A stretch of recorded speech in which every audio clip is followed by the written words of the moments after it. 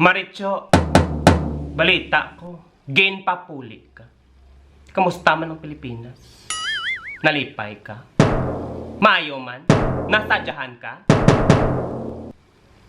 Pero tong imo upod sa balay, nga imo gin maltratar nga daw hindi maharaw-haraw. Na wala siguro yan nalipay. Wala nasadyahan. Gani antista katagaan sang imo nga award. Hasta mabuta ng imong dulonggan. Mag-ililinit ang imong dalunggan. Manamyaw anay kita. Mga Pilipino, ilabi na gid mga Ilonggo dira sa may Brazil, mayong adlaw sa inyo. Kag tani ka mo naman ang ara sa mayong kahimtangan, kag madam ug nga salamat sa inyong paglantaw, kag pagpadayon nga pagsuporta sa akong mga videos. Halong gid ka mo dira. Hindi ta nakapagtawgon nga ambasador. Maritcho, anong problema? Istorya ko. Anong imong nabatyagan? Gasakit ang imong tiyan? Nga nag-amo ikaw sina ambasador kagid man? O ko nagapakuno-kuno lamang? Ay maan. Bilang isa ka ambasador, dapat ikaw ang magprotektar. Kung may problema, ikaw ang magsolbar. Pero nga, ikaw piyang nang maltratar. Pilipino man to. 51 anyos. Nga agin maltratar nimo. Nakita akong video. Permi ka lang may problema. Kag kung may problema, ipaupok sa kaupod nimo. Puwerte ka abtik sa kamot. Gani, nanakit ka pa. Nakita ko to kung paano mo siya tampaon. Losion sa hita. Payungon.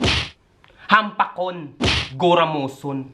Gorepaton. Bautanan nga klase Maritcho na agyan ya sa imo bilang isa ka ambasador.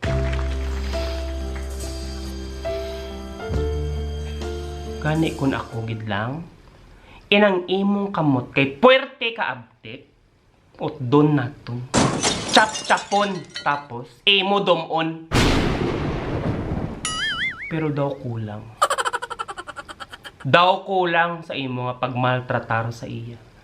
Gani, isa ka solusyon, kabalo ka kung ano. Dapat sa imo letsonon. Sa kawayan, ikaw tuhugon. Naablang halin sa sungad, pagwaon sa imong kipyas. Tapos, palibot-liboton. Sa uling nga nagainit-init. Kag samtang ikaw ginapatiyog-tiyog, ginabarnisan sang pangpanamit.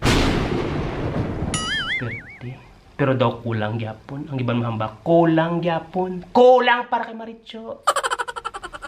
Gani, ang pinaka-final nga solusyon, simple gid lang Maritcho. Untat sa pagka-ambasador. Kay, i-promote ka na kon. Ambasador sa impyerno.